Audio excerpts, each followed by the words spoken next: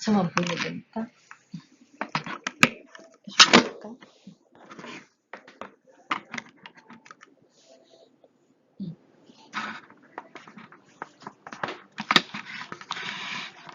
나중에 우리 직원들 그 교육 자료도 쓰여질 것 같아요. 자, 치주재생 교합 재건이라고 말씀드렸고, 안 좋은데 갑자기 좋게 할 수 없어요. 재건할 수 없어요. 그래서 치아 주변의 조직이 건강하지 않을 때는 무엇을 갖다 놔도 안 좋아요. 치주염은 치아가 썩지 않아도 쑥 빠지는 질환이 치주염입니다. 그리고 치아들이 대부분 치주염, 충치, 파절, 파임 이런 일반적인 질환으로 치과에서 치료를 받거든요. 그런데 각각의 원인이 다 다르다. 그래서 원인을 확인하고 치료해야 된다라는 논리에 따라서 치료를 하면 돼요. 그리고 환자들은 어느 누구도 내 치아 뽑고 신고 싶다는 환자 아무도 없고요. 내 치아 깎고 싶은 환자들도 별로 없어요. 좀 예뻐지고 싶어서 가지런하지 않은 치아나 치아 색깔이 좋지 않을 경우에는 신미치료 하고 싶겠죠. 왜 통합적인 치료가 필요하냐? 증상이 있을 때는 증상 치료 먼저 해야 돼요. 그 다음에 그 증상을 만들었던 각자의 원인에 따라서 원인 치료해야 되고, 그리고 치료 후에는 항상 환자 교육이 따라야 된다. 원인 제거가 안 되면 뭐라고 적혀 있어요? 재발하고 반복한다. 네, 그거를 여태까지 경험하신 거예요. 증상을 완화시키고 증상을 만든 원인을 제거하면 이게 완성되는 거예요. 재생이. 재생이 넣고 원인이 또 와서 안 좋게 하면은 또 재생치료 또 해야 돼요. 그럼 계속 반복하겠죠. 그리고 원인은 세 가지가 있다고 했어요. 세균, 힘, 환경. 세균은 아시다시피 내 입안에 있는 세균이에요. 힘은 외부적으로 어떤 사고가 있지 않은 이상 내가 나를 치는 교합의 원인이 있고, 환경은 좀 다양하죠. 습관, 생활, 유전, 질환. 그러면 이 모든 걸 다 할 수 있지 않아요. 세균은 제일 쉽죠. 양치질 잘하고 정기적인 치과 체크. 교합은 조금 간단한 외상이면 교합 조정만 하면 된다고 말씀드렸지만, 턱의 위치나 크기에 문제가 있을 경우에는 크게 턱을 움직이고 치료를 해야 돼요. 환경은 습관 제일 힘들지만은 매일매일 작은 변화에 의해서 시간 조금 길게 걸리지만은 제일 안정적인 거예요. 그래서 저희가 입술, 혀, 호흡, 자세라는 치료를 하는 거예요. 유전자는 안 됩니다. 새로 태어나야 됩니다. 질환은 여러 가지 질환의 특징에 따라서 의과랑 같이 코업을 해야 돼요. 그래서 통합 치료가 필요하다라고 얘기하는 거고, 질환도 습관이 받쳐주지 않으면 또 반복되는 거야. 논리는 똑같아요. 원인 제거가 안 되면 반복되는 거예요.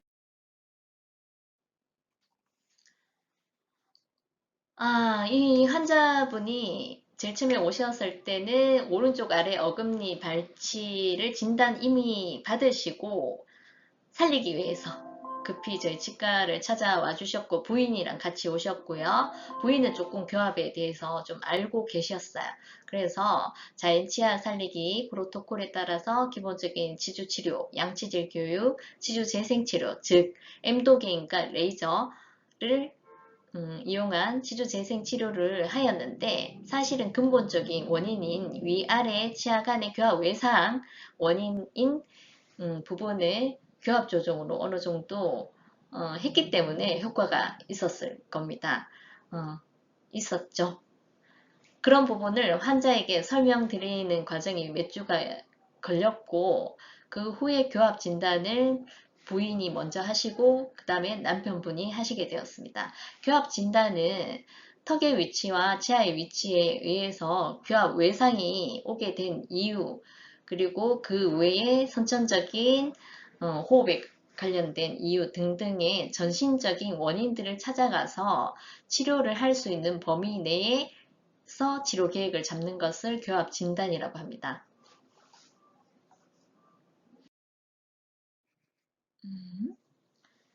우선 이 환자분이 치료 계획에 따라서 치료를 해서 어떻게 좋아졌는지를 보여줄 수 있는 내용이고요. 5월 13일 내원에서 1주나 2주 간격으로 오셨고 자연 치아 살리기 프로토콜에 따라서 기본부터 치주 치료, 양치질 교육, 그리고 치주 재생 치료, M도개인과 레이저를 이용해서 치아 주변을 재생한 것입니다. 하지만 여기에 작은 비밀이 추가가 되어 있는데 근본적인 원인인 교합 외상의 원인인 교합을 조금 개선시킬 수 있는 교합 간섭을 확인해서 교합 조정을 한 거예요. 교합 조정은 입안에서 직접 교합지로 확인을 해서 아주 조금 제거하는 정도인데 그것만으로도 M도개인의 효과를 배가시킬 수 있는 사실은 진짜 비밀이 될 수 있는 요소입니다. 이렇게 해서 7월 14일 날 진짜 제가 손으로 잡아서 흔들어도 움직임이 매우 많이 줄어들었다는 것을 확인할 수 있었습니다. 병의 진짜의 이유를 알면 치료도 관리도 훨씬 쉬워져요. 이것도 블로그에 있습니다. 세균 교합 전신 유전자. 그래서 이런 치료의 논리로 보면 쉬우면서도 결과가 아주 좋아요. 뽑아야 되는 치아가 지금 이 정도 좋아질 거라고 사실은 예상을 많이 못하고 오셨을 거예요. 기대하고 오셨죠. 그리고 되게 힘드셨나요? 엄청난 돈과 시간을 투자하셨나요? 그 정도는 아니었죠. 그래도 노력하셨잖아요. 네. 우리 치과에 오셨고 우리 치과를 찾으셨잖아요. 그 정도의 노력은 필요한 거예요. 그리고 오늘부터 원인을 보는 눈을 가지시면 되는 거예요. 그게 진단을 듣는 거예요. 그게 기본이에요. 그게 기적을 만드는 방법이지 기적은 별게 아니에요. 기적과 기본은 한 글자 차이지만 뭐가 먼저냐면 저는 기본이라고 생각합니다. 두 분 만나기 위해서 2주 넘게 준비했습니다.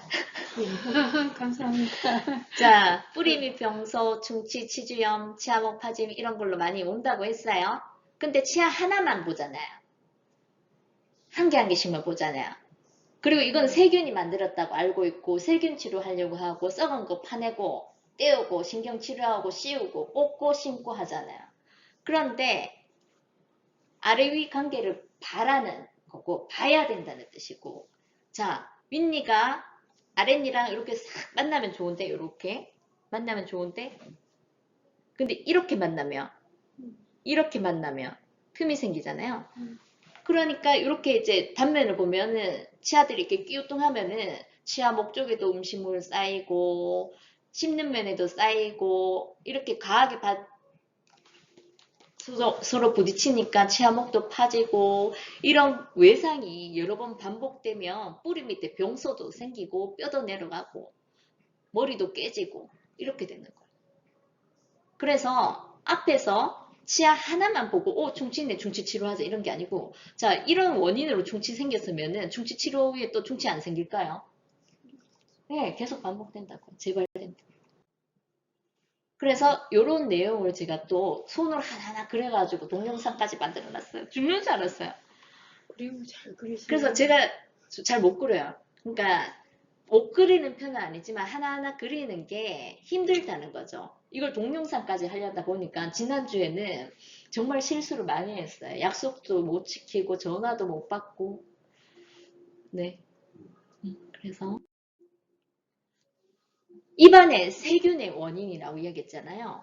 그런데 충치균도 있고 시주균도 있는 거예요. 고양이, 강아지가 좋아하는 자리가 다르듯이 균도 지가 좋아하는 자리가 달라요. 충치균은 세균도 많고 위쪽을 좋아해요. 그리고 산소가 많은 곳이어야 돼요. 치주균은 산소가 없고 좀 어두컴컴한 데 좋아해요. 그래서 뿌리 쪽에 뼈가 내려가는 거예요. 하지만 이 충치균, 치주균은 이 세균들은 내 몸 안에 내 입안에 본래 살던 애들이에요. 걔네들이 살기 좋은 데가 많이 만들어지면 충치 애들은 거기 많이 모이는 거예요. 그래서 충치 생기는 거예요. 특별한 곳 어디? 그게 뭐예요? 음식 왜 세균이 특정 위치에 치아 사이, 치아 위, 잇몸 사이에 모일까요? 두두두두 막. 이 반복적으로 병이 생기는 이유 적혀있죠. 1번 세균, 양치질 부족. 2번 교합. 아무리 잘 닦아도 턱에 힘의 분포가 불균형하면은 교합 이상이 오고 위치에 따라서 충치도 만들고 지주균도 만드는 거예요. 이 내용이 또 블로그에 적혀 있습니다. 환경적인 요소는 되게 복잡하다고 얘기했거든요. 고혈압이 있는 경우, 당뇨가 있는 경우, 알러지가 있는 경우, 호흡이 잘 안 되는 원인이 있는 경우 등등의 전신 질환의 원인이 있는 경우에는 그 부분까지 봐줘야 돼요. 그래서 이 환경적인 요소는 엄청나게 큰 영역이고 우리 치과에서는 바른 미소 디자인이라는 영역으로 입술, 혀, 호흡, 자세라는 코드로 치료하고 마지막으로 올바른 교합으로 바르게 씻고 삼키기, 연화 기능까지 트레이닝하는 거예요. 그리고 여기는 원장실이고 왼쪽에 보이는 곳이 그냥 보기 좋아라고 한 게 아니라 치료 공간이에요.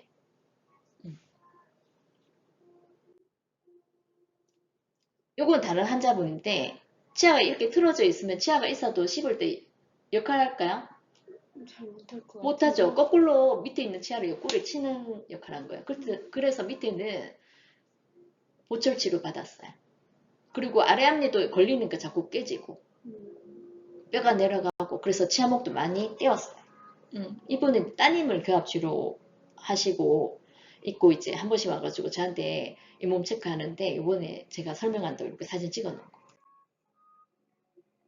위아래 턱의 크기나 높이, 배열 이런 게 교합이에요. 그리고 교합은 치아가 나오기 전에 이미 결정돼요. 그리고 그것을 더 안 좋게 만드는 게 입술, 혀, 호흡, 자세예요. 그래서 아이들이 성장이 자꾸 나쁜 쪽으로 가는 거죠. 그래서 오늘 보셨겠지만 어린애들은 그런 쪽으로 치료를 하는 거고 성인들은 이미 그렇게 된 것을 바르게 해놓고 그것을 바르게 쓰는 법을 가르쳐 주는 거예요. 그러니까 앞에서 말씀드렸던 교합 외상, 치아목 자꾸 빠지죠.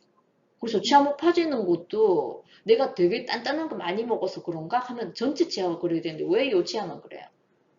저기가 교합이 안 좋은 거예요. 요 내용은 저번에 한번 혹시 설명드렸나요?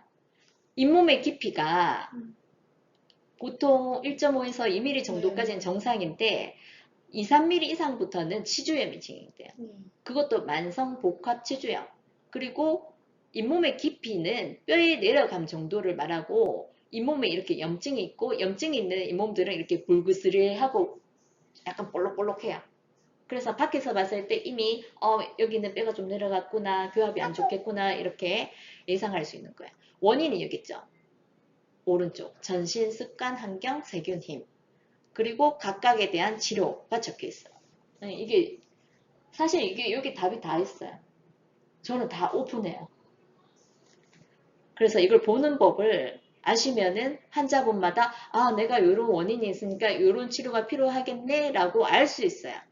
그리고 이 말기라고 적혀서 좀 무섭긴 하지만 치아 뿌리가 1cm보다 약간 긴데 뼈가 7mm 이상 내려갔으면 치아 흔들리죠. 신동민님 오른쪽 밑에 치아는 사실 기적 같은 거예요. 그냥 뼈가 이렇게 뒤꿈치게 내려간 게 아니고요. 어금니 주변에 웅덩이로 3D로 푹 내려갔어요. 이 잇몸 깊이 7mm라는 게 요 사이 열중이 거기까지. 치아 뿌리 주변의 깊이.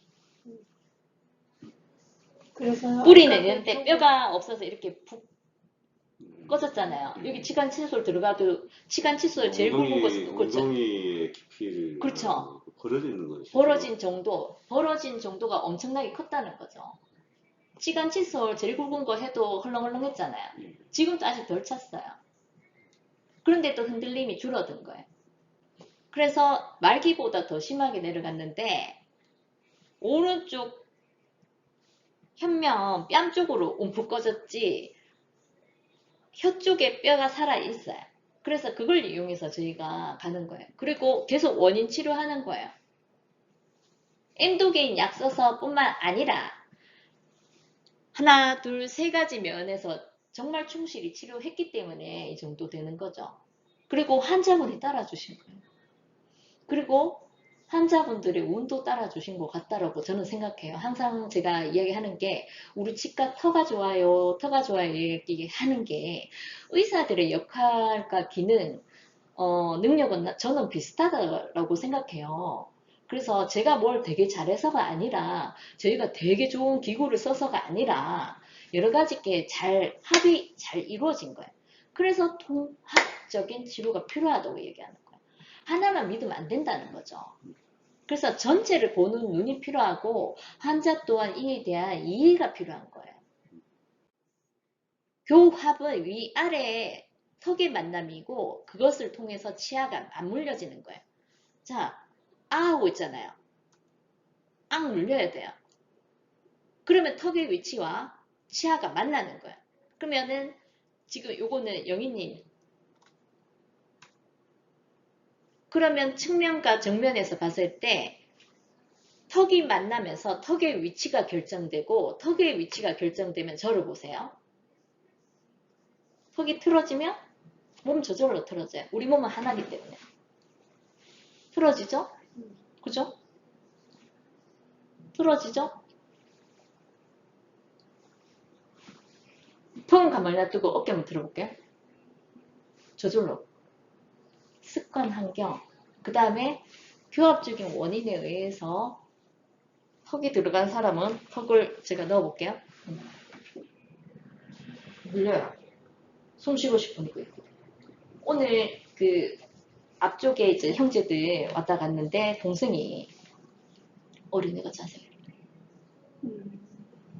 엄마한테 얘기해서 애가 환경적으로 습관적으로 되게 그런 역할 하는 습관이나 환경이 있지 않다면 얘는 타고난 게 있다.